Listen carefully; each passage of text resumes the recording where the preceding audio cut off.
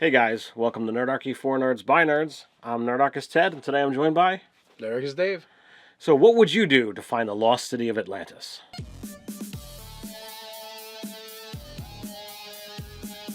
Jump down the description below, where you can sign up for Nerdarchy's newsletter, get weekly gaming tips, as well as learn how to game with Nerdarchy.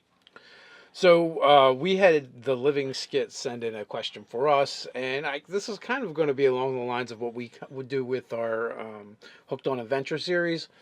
And what he wants to know is how would he do a searching for a lost city of Atlantis type of campaign? Well, there's a couple different things that you could do. He talked about them starting on an island, searching for the apparatus of Kwalish, which it's a powerful magic item, but it only really technically holds two people. So you could have a modified version if you really wanted. I would honestly go with whoever is starting this whole quest is either taking on aquatic races or has things to give people the water breathing capabilities. So because it's necessary for the quest, it's not really a big thing to be like, oh well, you can exist in where you need to go. So I would start there. I would start with you need to know you're looking for the city of Atlantis or whatever it is you're looking for. So, and there's lots of different ways they could do that. They could find lore in a library or in a book. They could literally find a treasure map, and that treasure map could take many different forms. Right. They could find a magical ship in a bottle that is kind of like, points them in the direction of what they're looking for. So there's a bunch of different ways you could do it, and then once there becomes this place of interest, right? Also you could also use quest givers to be like, hey, I'm mounting an expedition. We're going here, or this is where we want to go. And That was my interpretation of his email, that they had that he's sending the players off. So that's where I started. But your idea is cool too. So, well, you have to. It doesn't matter where you start, but the reason why I bring it up is because there could be adventures before the adventure, right? Like he brings up the idea of finding, the apparatus of Kwalish in order to basically use it like a diving bell, Mm-hmm. right? But there's other things you could do, even like they need water breathing to go to this place. Well, maybe they have to go do something to get the water breathing.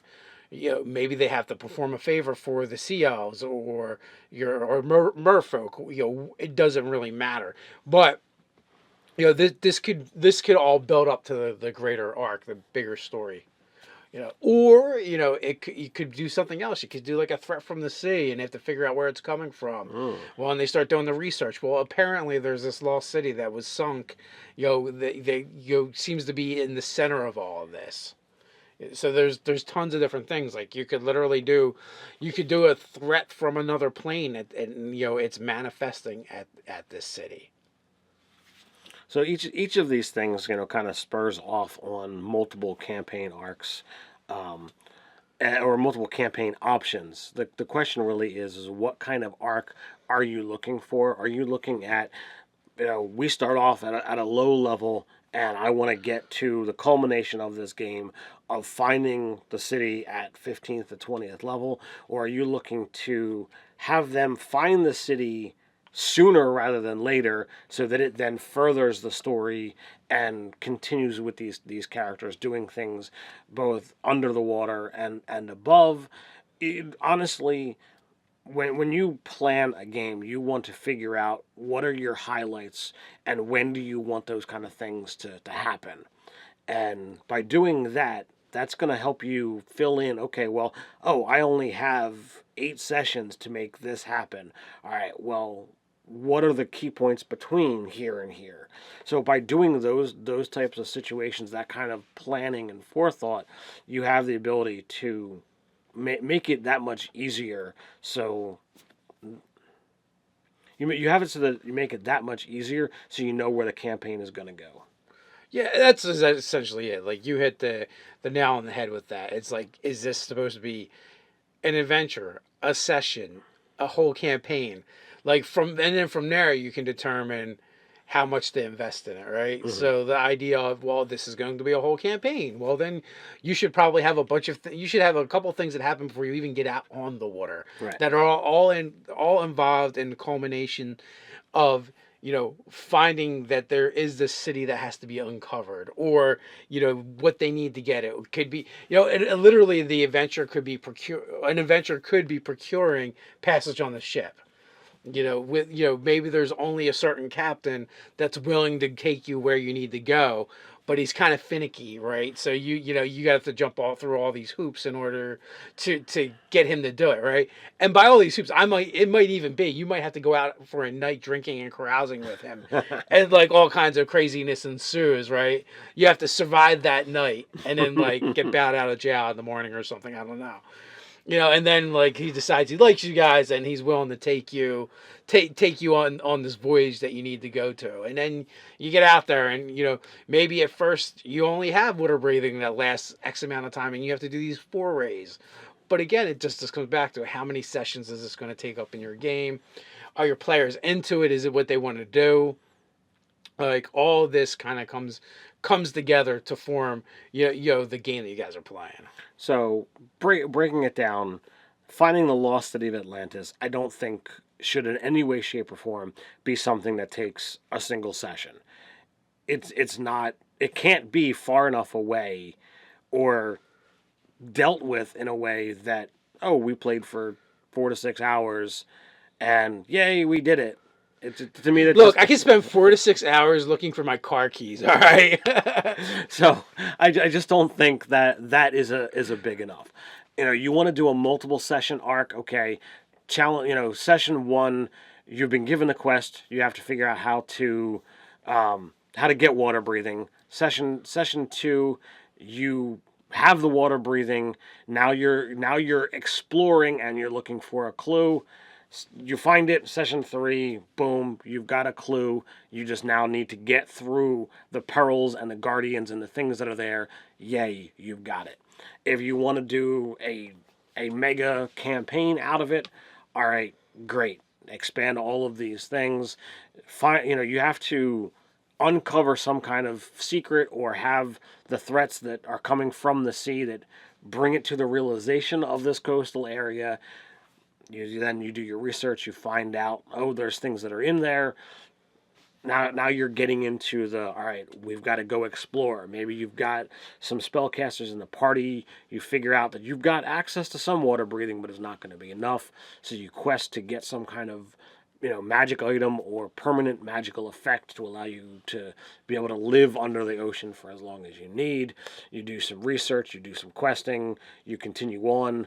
Every once in a while, you have to have something that comes up that pulls you off quest because it's a standard thing that happens. And then you get in there, and it's going to take many, many sessions of exploring and looking, hiding from things that you're just too small to fight. There's dragon turtles out there. There could be regular dragons under the water, leviathans, krakens, all kinds of things. And then once you finally get through all of this, you can get and find the lost city. So I feel like a good place for a GM to start when they want to do something like this is to ask all the W questions, right? Yep. Why, when, where, what, and isn't there who? And who, right? Who, what, when, where, why, and then lastly is how. Right. Like you write those down and go, okay, well, we already know what it's the lost city of Atlantis. Is right we're looking for, right? And then when, so when you could write down when, put a question mark, but I would go why, right? Why leads us to when, pretty much. Why and why now. So that kind of covers those.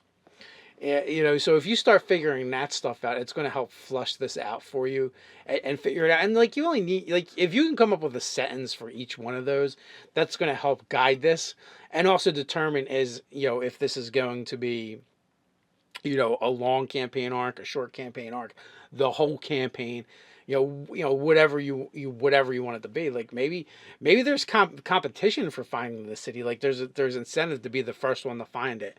There could be all these things. Also if you're asking the why and the when questions, like why do you need to do it now? Why all of a sudden is this lost city being sought after? Well, that could be because there's things, there's portents that are happening that maybe speak to a time when the city may return, and that might be an ill tidings for all, or whatever. This could be anything from just gaining esteem in a archaeological society or something, or it could be like the one of the signs of the end times type deal. So you could take this in any direction that you want. But you have to figure out as a GM, like, what are you looking to get out of writing this type of adventure? What are your players, looking to get out of it? And two, like as we always say, don't overplan. Just kind of put out pretty much as much as you need. Like you could like come up with the key players in this game, and then at least if you know where that is, if your players throw your curveball, gives you some ideas where to go. And also, like the side quest you were talking about and sidetracking could actually be, it could actually tie into the larger thing where it doesn't seem like it at the time. Like you're dealing with a saboteur, or someone that's laid a false trap for you because you have competitors, and maybe you didn't even know about it. But it's like when you go down that road, that's how you kind of like figure it out and stuff.